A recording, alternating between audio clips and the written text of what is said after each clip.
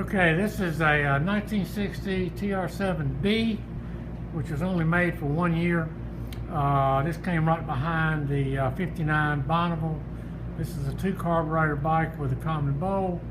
Triumph tried to make this an off-road bike in the early 60s, and this is probably the precursor of the TT Special, which came out in January of 1963 and was made until 67. I've owned this bike for approximately 8 years. It's been kept inside. It's been oiled up into the cylinders, but never started. It only has a few miles on the speedometer. What does that say, George? 0.5 miles on the speedometer. This came from Jim Hendelson of the Netherlands, who in my opinion is probably the best restorer of Triumph bikes probably in the world. I asked my friend George Ratterman, who is a par excellence expert in Triumph motorcycles of this vintage, to bring it to his shop to oil it up, start it, look at any problems that we've had. And George, can you kind of give us a narrative of what you did when you brought it over here? First I checked the sump, pulled the sump drain off to see how much oil was in the sump, and then put it back on and put oil in the engine, the transmission, and the primary, just enough so that we could make this start up and run, because we're going to remove all those oils.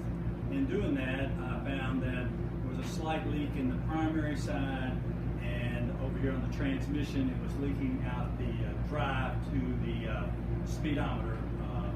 But this minor leaks probably could be dried up pretty easily. Then when I put fuel to it, the right-hand carburetor side-mounted float bowl began to leak, but that was just tightening up a couple of the screws, and now it's got very tight, no gas leaks whatsoever. We're not running it on gas inside the engine, because this has got to go back inside of the house, and we don't want it smelling the fumes. So I'm running it on this little auxiliary gas tank, and we're going to start the thing up. It did need to have the points cleaned. It had been sitting so long that the points were the only thing that didn't have. They just need to be cleaned to have a good spark. And it does not have any chokes, but it has a tickler, and it's in the center. The float blow, there's a common float for the two carburetors, and there's a little push on the top of that you can tickle it. And just a little touch on a day like today, and turn our gas on again.